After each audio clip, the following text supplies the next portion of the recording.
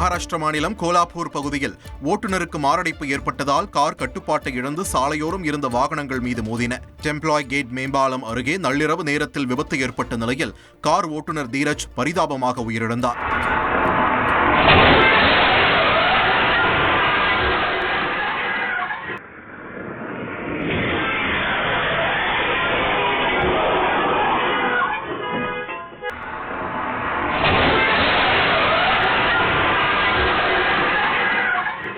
கேரள மாநிலம் கொல்லத்தில் முன்னால் சென்ற ஸ்கூட்டரை லாரி முந்திச் செல்ல முயன்றபோது நிகழ்ந்த விபத்தில் கைக்குழந்தையுடன் சென்ற 2 பெண்கள் லேசான காயங்களுடன் உயிர் தப்பினர்.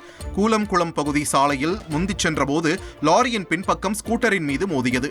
இதில் கைக்குழந்தை, மற்றொரு குழந்தை மற்றும் 2 பெண்கள் கீழே விழுந்து காயமடைந்தனர்.